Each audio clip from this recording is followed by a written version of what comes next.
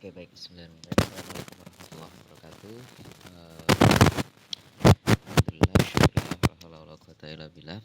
Ya, kawan-kawan semua yang dirahmati oleh Allah Subhanahu wa taala. Ini adalah pertemuan terakhir kita di mata kuliah manajemen risiko perbankan. Di beberapa pertemuan yang lalu kita sudah banyak sekali membahas tentang risiko-risiko apa saja yang dihadapi oleh perbankan ya. Mulai dari risiko operasional, risiko kepatuhan, risiko likuiditas, risiko strategis dan lain sebagainya. Nah, hal itu untuk apa sih sebenarnya? Hal itu untuk memitigasi atau mengurangi adanya terjadinya sebuah risiko tertentu gitu ya. Dan yang berdampak pada kerugian dari perbankan tersebut. Kita juga sudah belajar di 3 pertemuan terakhir tentang bagaimana cara menghitungnya dan meminimalisir risikonya dengan menggunakan Z-score, Camels, lalu RGEC yang mana di masing-masing itu memiliki cara-cara dan pendekatan tersendiri terhadap risiko-risiko tersebut gitu ya. Di Camels misalkan ya, kemarin kita belajar 2 pertemuan yang lalu ya. Itu di Camels, sebentar. Di Camels itu ada beberapa ini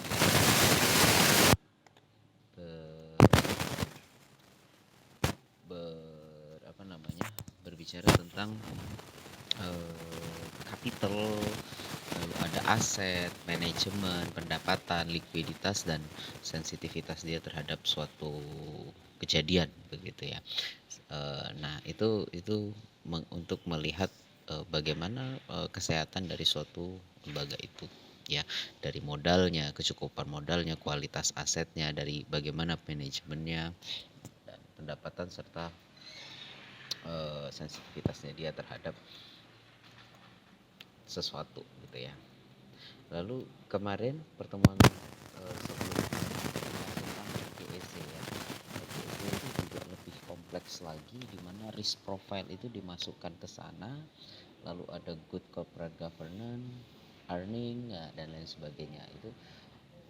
Ini juga menjadi suatu hal yang lebih kompleks lagi untuk dihitung karena ada risk profile ya, profil risiko yang dihadapi oleh suatu perbankan. Nah, hari ini kita akan sedikit belajar tentang manajemen asetnya dia dan bagaimana pengawasan perbankan terhadap otoritas perbankan terhadap hal itu. Ya, baik, yang pertama adalah saya ingin memperkenalkan kepada kawan-kawan sebuah teori mungkin ya, sebagaimana cara atau biasa dikenal dengan ALMA ya, Asset and Liability Management atau manajemen aset dan liabilitas atau kewajiban, manajemen aset dan kewajibannya dia. Nah, ALMA itu apa sih sebenarnya? Dia merupakan pengelolaan rencana neraca dalam perbankan dalam usaha untuk mengoptimalkan struktur neraca bank sedemikian rupa sehingga diperoleh laba yang maksimal dan sekaligus membatasi resiko yang kecil. Memiliki aset yang besar juga memiliki resiko yang besar, memiliki aset yang kecil juga memiliki resiko juga gitu ya. Dan proses ini masuk pada proses planning, organizing, actuating, controlling ya, untuk mendapatkan penetapan kebijaksanaan di bidang pengelolaan permodalan, pemupukan dana dan penggunaan dana. Nah, neraca adalah catatan atau laporan atas kekayaan dan kewajiban serta modal yang dimiliki oleh bank dalam jangka waktu tertentu. Ini adalah istilah-istilah yang dalam ALMA akan kita coba kupas satu persatu gitu ya. Oke. Baik. ALMA itu paling tidak di laporan keuangan paling tidak ada ini ya, source of fund atau sumber dananya gitu ya. Ada banknya ya, source of fund itu berarti dari surplus unit ya, orang-orang yang memiliki kelebihan dana ya, dihimpun oleh bank dalam bentuk apapun, misalkan giro, tabungan dan deposito. Itu adalah source of fund yang diurutkan berdasarkan kelikuitannya. Giro adalah yang paling liquid begitu ya, karena bank tidak tahu kapan uang itu akan dicairkan. Kalau tabungan masuk yang medium, dia juga suatu waktu bisa dicairkan, dan deposito adalah yang bisa dikatakan berjangka dan jangka waktunya agak lama biasanya. Dan use of fund, kemana dana-dana itu dialirkan, bisa dalam bentuk apapun lah, murabahah, mudharabah, mungkin musyarakah, mungkin salam, istisna, ijaroh dan lain sebagainya. Nah, itu use of fund atau kegunaan dana-dana tersebut. Terus habis itu di dana-dana yang dihimpun itu ada yang namanya cost of fund. cost of fund atau biaya dana tersebut.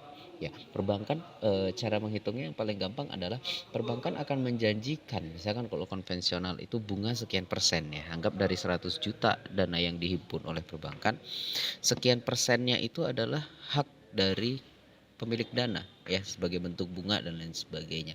Kalau di perbankan syariah menggunakan bagi hasil itu. Nah, itulah yang disebut oleh cost of fund ya atau biaya dana. Biaya dana ini macam-macam bentuknya. Ya, bisa dalam bentuk ujroh, fee, ya, bisa bentuk dalam bagi hasil, bisa bentuknya apalagi margin, keuntungan dan lain sebagainya dan lain sebagainya. Oke. Nah, ini adalah bagan alma. Ya, bagan alma itu adalah kira-kira seperti ini tuh.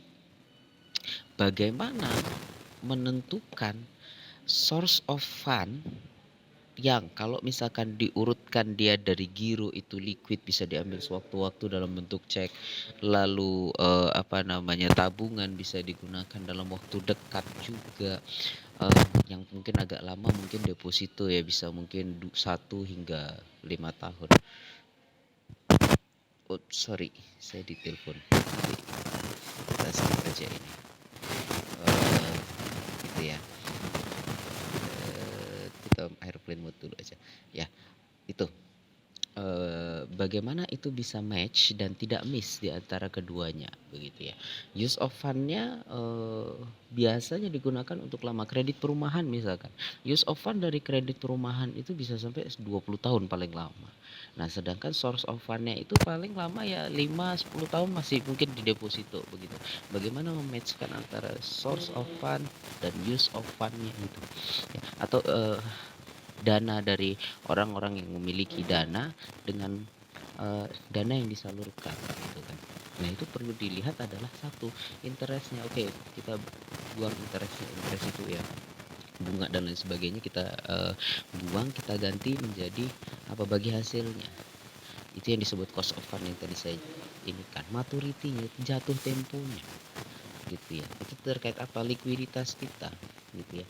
Jatuh temponya itu kalau giro tabungan kita nggak bisa bermain-main sembarangan ya kan. Bagaimana cara bermain-main sembarangan ini sedangkan tabungan dan giro itu bisa ditarik sewaktu-waktu. Biasanya dia dimasukkan dalam cost of fund jangka pendek. Source of fund jangka pendek. Jadi pembiayaan itu tidak lebih dari 1 tahun menggunakan dana-dana itu. Ya, dan use of fund dan deposito yang mungkin bisa agak lebih jauh waktu yang digunakan. Nah, itu terkait dengan likuiditas ya. Nggak mungkin bank semena-mena menyalurkan semua tabungan dan giro semua dan deposito disalurkan semua tanpa ada cadangan likuiditas ya di bank tersebut. Karena kalau misalkan ditarik uangnya tiba-tiba oleh satu orang, nggak mungkin bank bilang oh sorry nggak ada uangnya begitu. Ya, itu nggak mungkin gitu ya. Nah, oleh karena itu aset dan liability management ini adalah menentukan desain prosedur dan aksi yang akan dilakukan oleh lembaga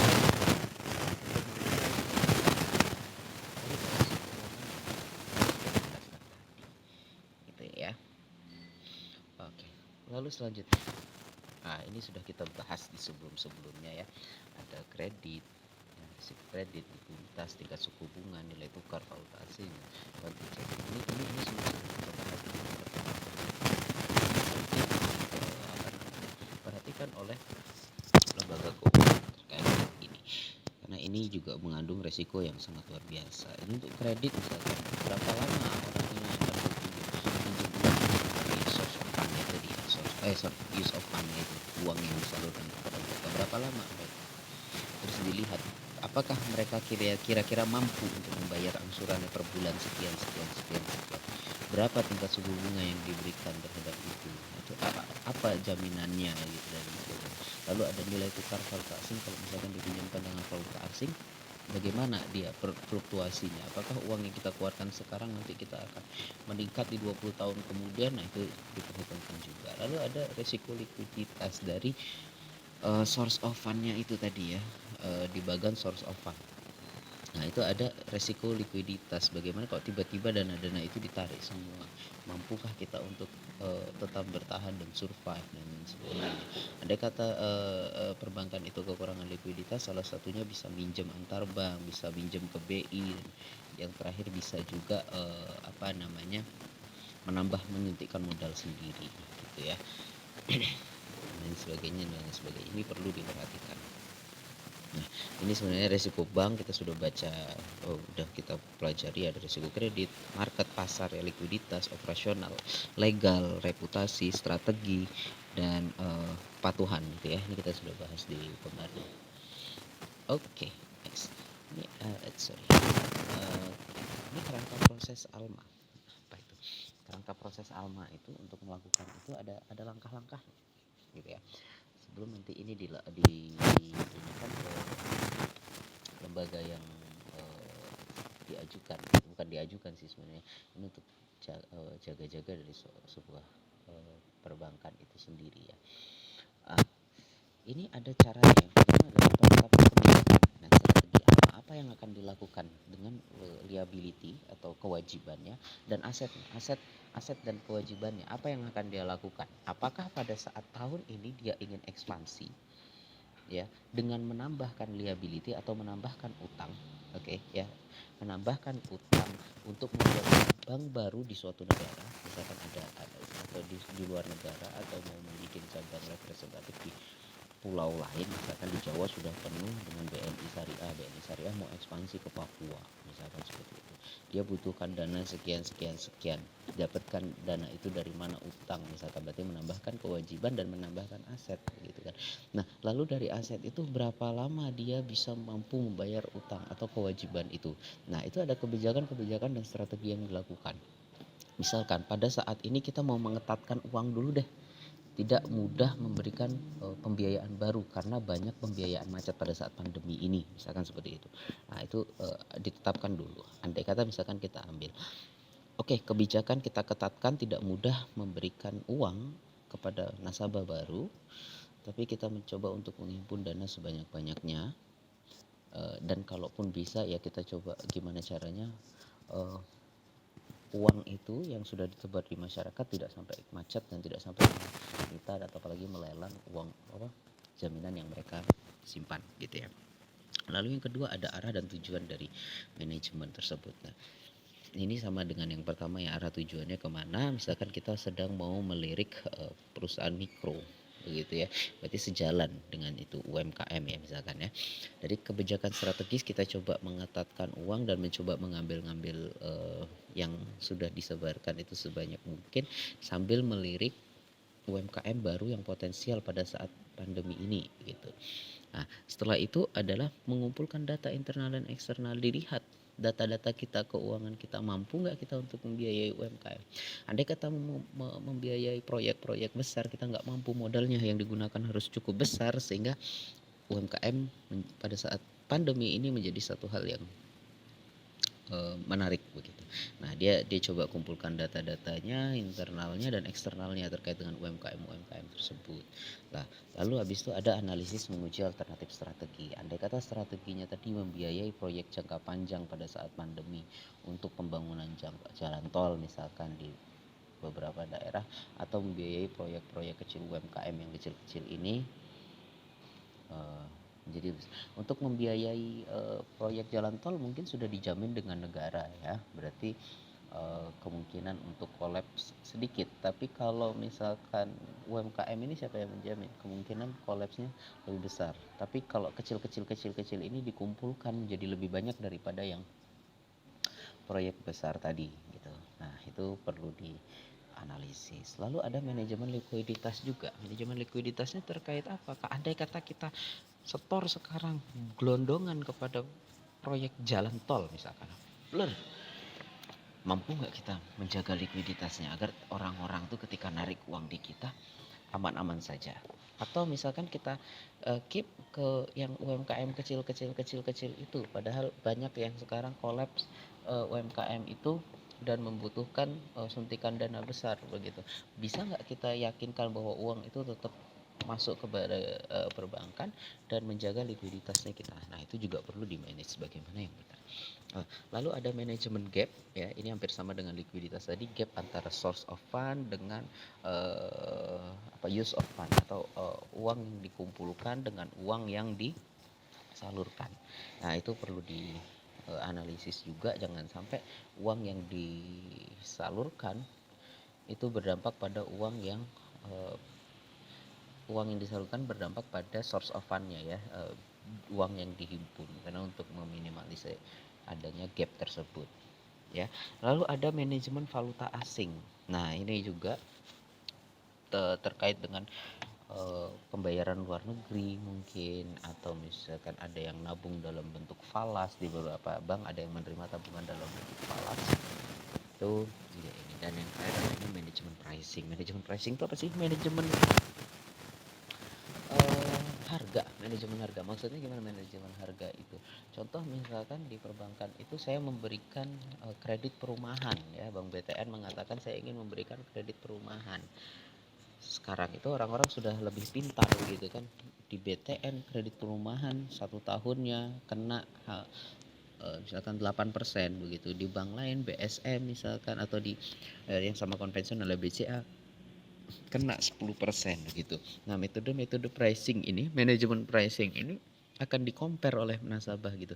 Mana yang lebih menguntungkan nasabah? Tentu saja semakin bunganya kecil dan tenor pembayarannya lebih panjang, itu yang lebih menguntungkan. Nah, yang ini seperti ini perlu dipetakan juga oleh perbankan gitu ya. Dan selanjutnya adalah manajemen likuiditas ya, ini sudah ya kemarin kita coba bahas pengelolaan kemampuan manajemen bank dalam menyediakan dana yang cukup untuk memenuhi semua kewajiban maupun komitmen yang telah dikeluarkan kepada nasabah. Ya, kita nabung misalkan, kita dijamin oleh bank bakal uang kita aman dan kita bisa menarik itu sewaktu-waktu. Nah, ini terkait dengan manajemen likuiditas. Lalu ada pengelolaan reserve requirement atau bahasa Indonesianya itu giro wajib minimum atau GWM sesuai dengan ketentuan BI yang sebesar 5% dari total dana yang dihimpun gitu ya. Total dana yang dihimpun misalkan 50 juta, berarti 50 juta itu dipotong 5%, yang bisa disalurkan adalah maksimal 45 juta. Berapa 5%? 5% dari 50 juta itu 2.500.000 ya, berarti yang maksimal boleh disalurkan adalah 47.500.000 yang bisa disalurkan kepada masyarakat. Nah, lalu ada secondary reserve ya, cadangan-cadangan yang biasanya dimasukkan ke dalam saham yang cukup liquid begitu. Resiko yang dapat dari ini adalah risiko pendanaan dan risiko bunga tadi. Risiko bunga itu masuk dari cost of fund tadi, biaya dana tadi, biaya dana yang dihimpun itu. Dalam bentuk apa? Kita memberikan imbal balik bentuk bunga lah kepada orang-orang yang menitipkan dananya di perusahaan kita, di bank kita. Oke. Dan yang terakhir adalah terkait dengan alat ukur likuiditas bank, karena ini kita berbicara tentang source of fund dengan use of fund gitu ya. Nah, untuk jangka pendek harus ada giro wajib minimum. Saldo giro wajib minimum ya seperti itu, kewajiban kepada pihak ketiga pada 2 minggu sebelumnya gitu ya. Untuk saat ini sih Bank Indonesia sudah lebih mudah lagi ya, tidak terlalu ini GWM-nya itu, dan juga lebih mudah lagi untuk ini, dan lebih pembayarannya itu tidak saklek 5% pada saat ini juga, tapi ada waktu-waktu tertentu, ada beberapa waktu yang lebih liquid daripada yang lebih mudah untuk diotak-atik daripada yang lalu untuk menjaga likuiditas bank itu gitu ya. Lalu ada basic surplus, itu adalah aktif lancar dikurang pasif lancar ya. Ini tentu saja untuk alat ukurnya apakah dia untung atau rugi ya gitu. Lalu untuk jangka panjang itu ada seperti itu untuk rasio likuiditas, new purchase fund atau biaya yang dibelanjakan baru. Jadi berapa misalkan merubah yang diberikan kepada masyarakat yang baru gitu, atau apalah dalam bentuk use of fund ya, penggunaan dananya itu berapa yang disalurkan dibandingkan dengan funding requirement, kebutuhan dananya. Nah, itu itu untuk melihat rasio likuiditasnya.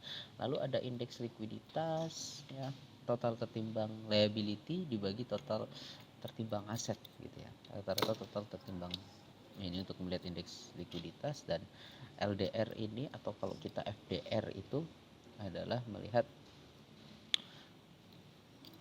rasio utang masyarakat itu. Apakah ini dikategorikan cukup baik, semakin mendekati nol dia akan semakin baik begitu ya kan, pinjaman yang diberikan dengan dana masyarakat yang kita kumpulkan gitu, untuk melihat rasio itu begitu. Maksimal itu FDR-nya itu ya 80% sebenarnya maksimal yang boleh dikatakan baik kinerjanya perbankan itu. Sorry tadi saya katakan di bawah 0 bukan, itu NPF maksud saya, atau kredit macet. Kalau LDR atau FDR ini adalah kemampuan bank untuk menyalurkan dana ya kepada masyarakat, itu dikatakan bagus jika sudah di atas 80%. Nah, semakin mendekati 100 semakin baik, tapi juga bank tidak akan mau serta-merta itu menyalurkan 100% itu, nanti dana untuk ditarik kembali oleh masyarakat itu menjadi suatu hal yang berat gitu ya. Oke, terima kasih. Mungkin itu di perkuliahan terakhir kita hari ini. Nanti kita akan coba ini kan lagi gitu ya. Terima kasih. Kita coba lanjutkan di kolom diskusi untuk perkuliahan pada pagi hari ini. Terima kasih. Assalamualaikum warahmatullahi wabarakatuh.